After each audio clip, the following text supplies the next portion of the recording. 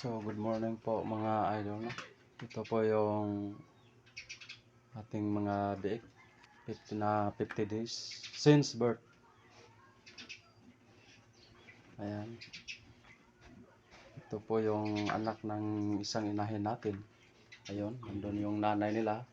Hindi pa naglandi kasi naglagas yung balahibo.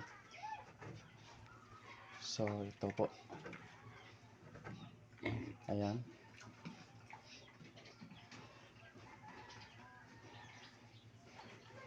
Apat lang.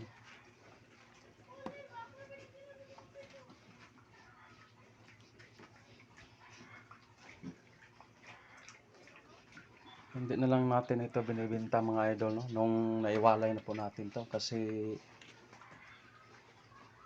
apat naman lang. So, gawin na lang natin itong patiner. Ayan.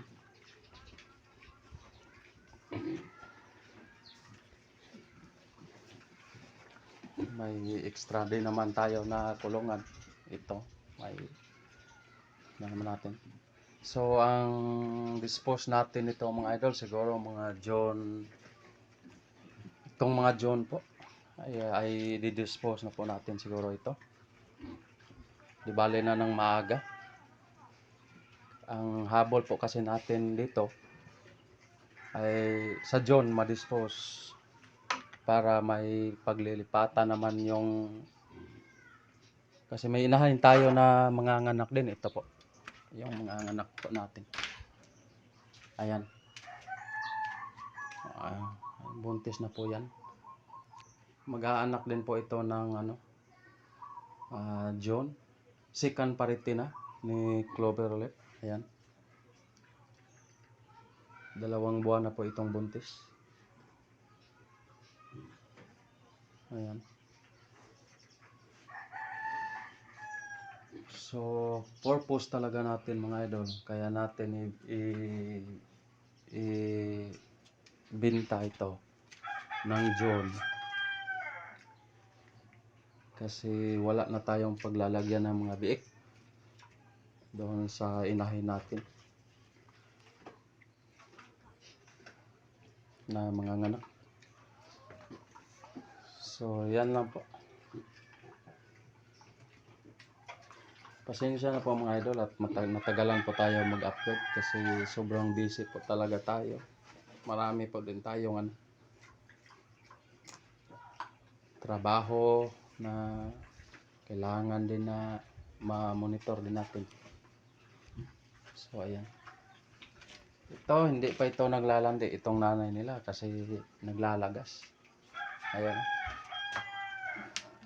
Naglalagas po yung balahibo niya. Ayan. Oh. Ayan.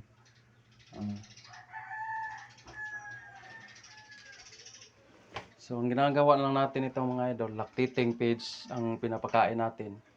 Tapos, mix grower para tumaba siya. Hindi na po tayo nagba-vitamins dito. Nung nagwalay po tayo sa mga biik niya, ito, sa mga anak niya doon, ay ano na lang, pinupurgan lang natin ito, tapos pakain tayo ng sakto talaga. At nag-mix din tayo dito ng grower para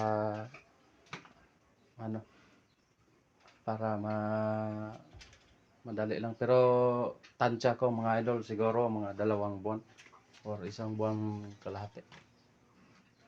1 buwan at kalahati bago ito maglandi. So, sakto lang din. Pag ito, maglandi siya sa, ano ba ngayon? May. First, no? May 1. Kung sa June ito ay maglandi, pagkastahan na natin ito or ipa-inseminate sa June. So, sakto lang din. Ito, magli-labor na rin ito sa June. Ayan. So, may pa rin tayo, may extra pa rin tayo na kulungan. Pagka ito naman ay mga nganak na.